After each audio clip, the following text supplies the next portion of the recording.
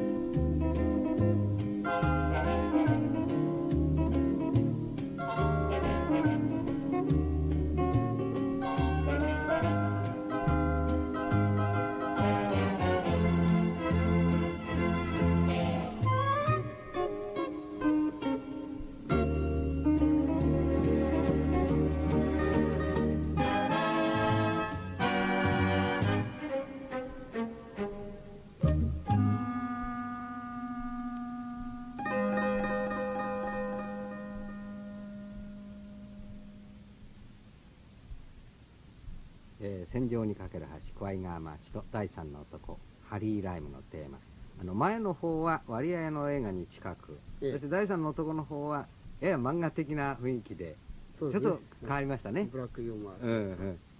このギターの音をええよく合わせて作った曲だけあって、ええやっぱりホッとしますね、うんギターの音これツターはあれですね、 NHK のテレビなんかで出た、河野さんって、ええ僕の知ってる限りじゃ日本でこの人以外いないと思うんですが、ウィーンへ何回も帰るそうですね、ええうん、もともとバイオリン弾いてた方なんですけどね。あ、バイオリンだったんですか。はあ。こ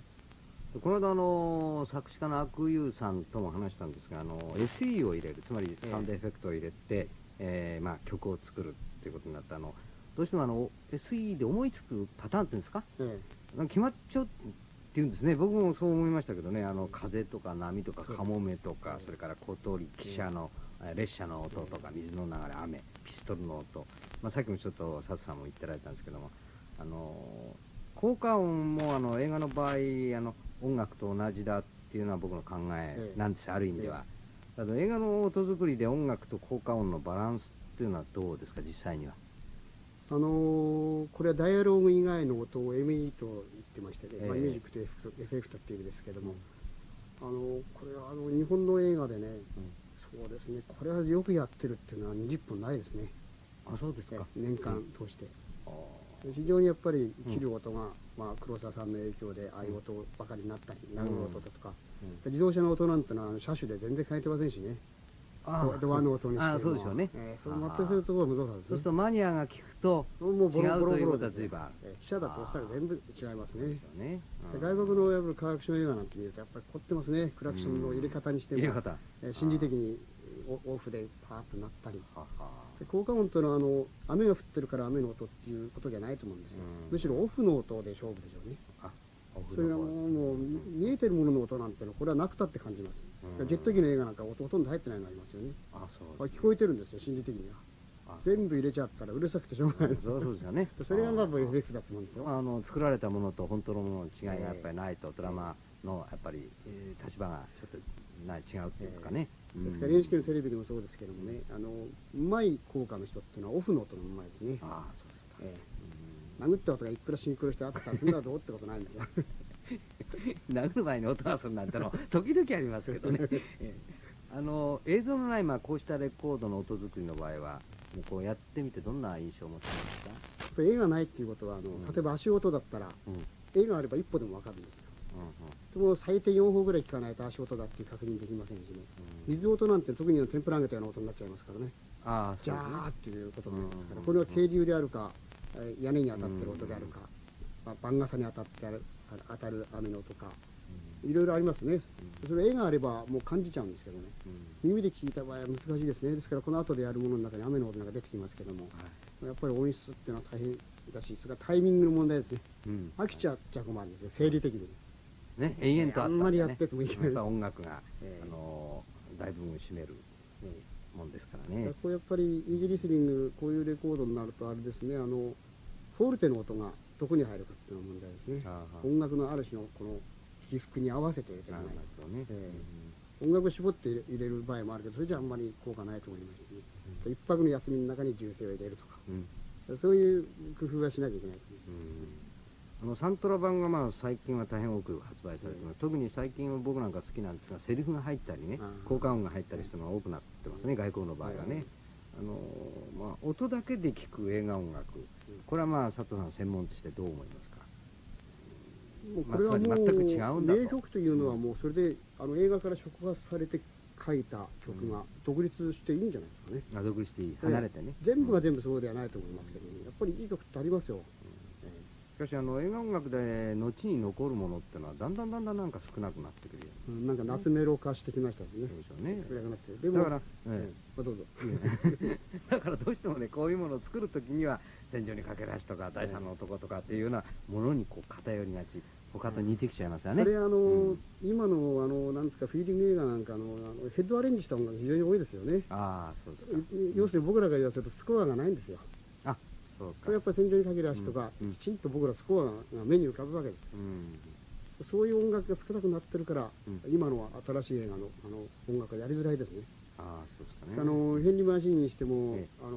パーシー・フェイスにしても、それから人なんて言いました。フランスで、フランスで、もうみんなそういうものしかやってませんよ。フルートはビクター・ヤング。譜面に書かれた音楽を自分たちでまた新解釈でやってますよね。まあモノーラル、つまりステレオでない、その時代の名曲でセリフを入れてステレオで再現してみたらどんな風になるか、その夢の一つがレーナーのアラン・ラッドの名作と言われているシェーン、あれがどうしてもないんですよね。だからリクエストも随分ここへ来てるんですけども、セリフを入れてくださいって言うんだけど、セリフを入れるそのものがですねステレオでないもんですから、ものでもいいんですよと言ってますけども、できればステレオと、それで今度はこれに入ってますけどね、遥かなる山の呼び声をどんな風に入ったかちょっと聞いてください。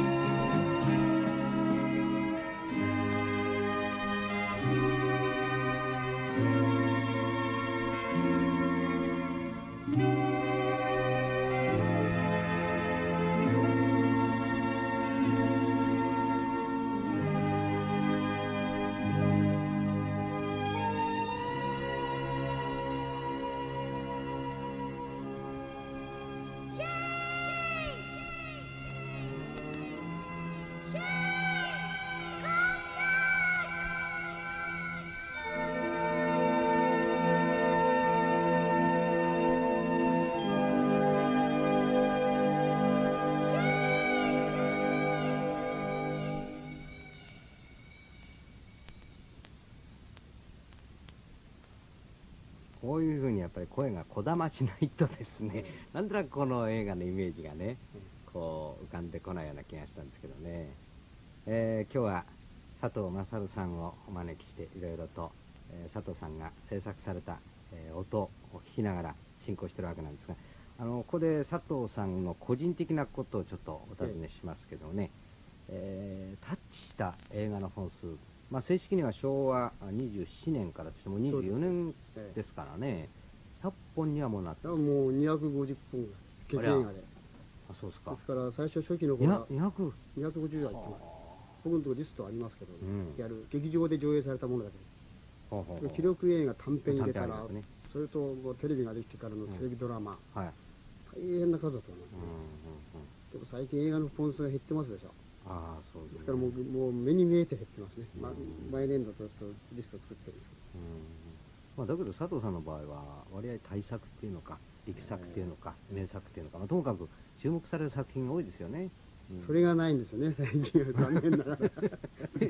ら。王も700号をとうとうあれして、さらに記録を伸ばしてるわけなんですけど、佐藤さんの場合もいわゆる映画音楽の中のやはり王選手というようなもんですわな。アメリカのある出版社の人と話した時に、僕は1928年生まれなんですよ、で当時まだ180本ぐらいの頃ですけどね、ユウはその生まれた瞬間から作曲したのかって言われたんですよ。すごい外人じゃ考えられないです、これだけの量産は。その間にですね、日本映画の音楽の変化、良くなってきたこと、それからちっとも変わらないこととか、それがどんな具合ですか、その点は。